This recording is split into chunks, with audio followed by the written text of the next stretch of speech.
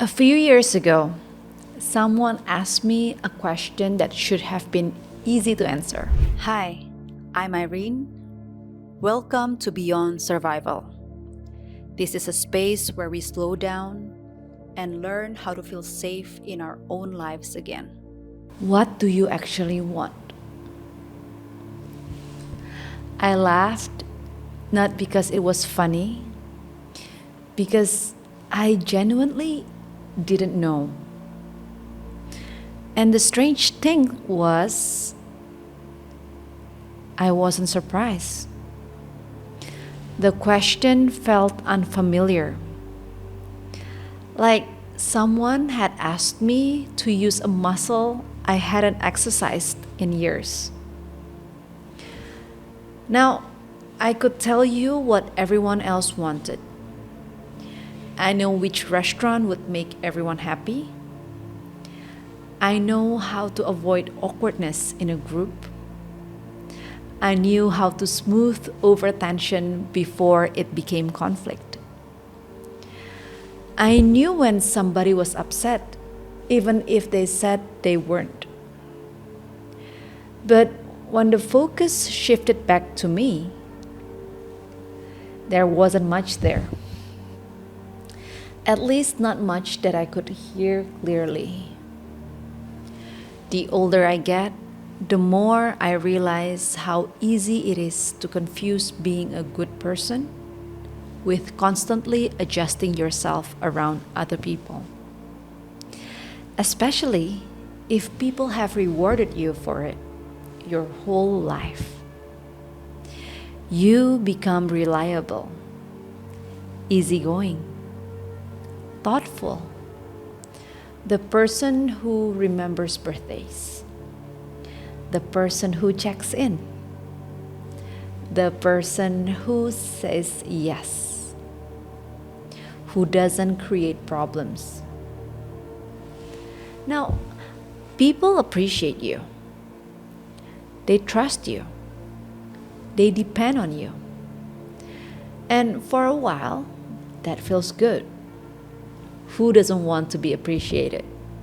Who doesn't want to feel needed? But there was something I didn't notice for a long time. Being needed and being known are not the same thing. Being appreciated and being understood are not the same thing.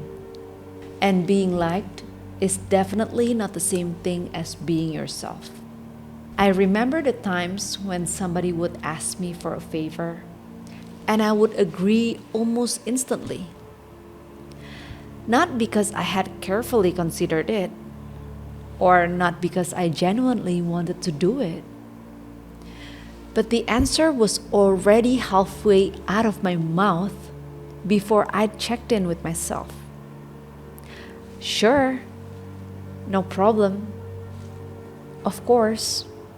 Then later on, I would feel irritated, sometimes exhausted, occasionally resentful. And I would tell myself the story most nice people tell themselves. People ask too much.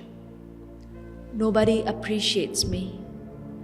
Why does everything always fall on me? There may have been some truth in those thoughts, but they weren't the whole truth. The whole truth was harder to look at. Nobody had forced me. Nobody had manipulated me. Nobody had threatened me. Someone simply asked, and I said yes, again and again. That's what made it uncomfortable. Because it meant the pattern wasn't entirely outside of me. I was participating in it without realizing it, over and over again. So I think that's why so many people stay stuck in this cycle for years. From the outside, it looks like kindness. it looks generous, mature, selfless, so nobody questions it, including the person doing it. Imagine a woman who spends her whole life making sure everyone else is comfortable. She checks whether everyone has enough food before she eats. She makes sure everyone else is okay before she rests. She worries about how everybody feels. She remembers what matters to them. She adapts, accommodates, supports, show up. People describe her as amazing, and she probably is. But late at night, when nobody needs anything from her, she feels strangely empty. Not because her life is bad, not because she isn't loved, but because she has spent so many years paying attention outward that she has lost contact with herself. I think many people know this feeling, not consciously, but in small moments. When somebody asks what you want and you hesitate, or when you realize you haven't spent much time thinking about your own needs, when you're exhausted but you can't explain why, when you feel resentment toward people you love, or when you're always busy taking care of everyone else but somehow never feel taken care of yourself. For a long time, I thought the solution was better boundaries. And boundaries matter. We're gonna talk about that later. But boundaries weren't actually the beginning of the story. They were somewhere in the middle. The story started much earlier, long before adulthood, long before relationships, before work, before any of us learned words like people pleasing, self worth, or boundaries. Because nobody is born believing other people's needs matter more than their own. Nobody is born believing they have to earn love. Nobody is born believing they must stay small to belong.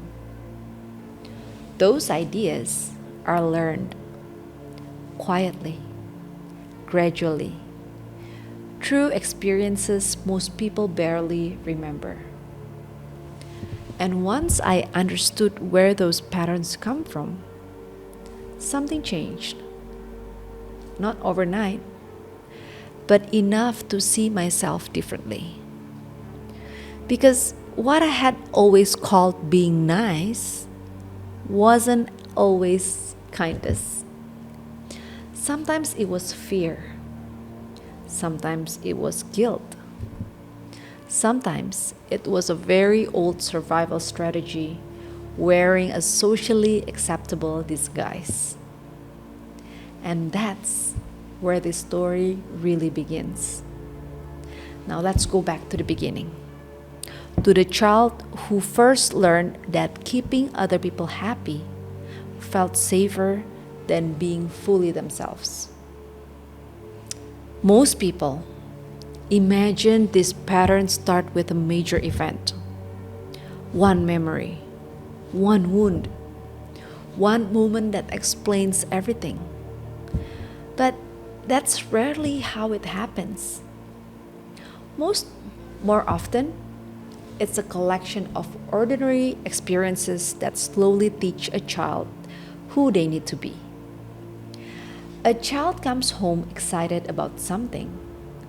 They can't wait to tell the story. Halfway through, the adult has already moved on. A phone buzzes. The TV is on. Someone is distracted. the moment passes. No one intended to hurt them. Nothing dramatic happened. But the child learns something anyway. What matters to me doesn't seem very important here. And a few weeks later, they're upset about something. A friend excluded them, a teacher embarrassed them. They come home looking for comfort. But instead, they hear, "Don't be so sensitive. You'll be fine. That's not a big deal." Again, nobody is trying to create a wound. Most adults are repeating what they were taught. But children don't interpret experiences the way adults do. They absorb them. And eventually, an idea begins to form. Certain feelings are welcome, others are not. Then there's the atmosphere of the home.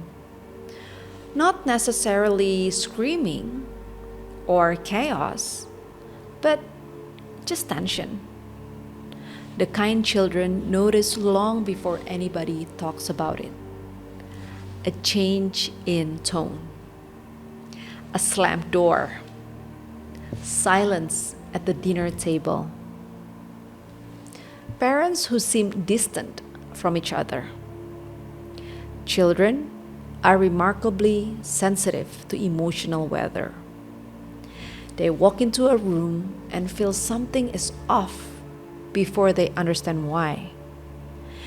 And because they don't have context, they start looking for answers, usually inside themselves. What can I do? How can I help? How do I make this better? And that's where adaptation begins. Not as conscious decision, but as an attempt to feel safe. Some children become achievers. If success brings praise, they work harder. They collect gold stars, awards, achievements.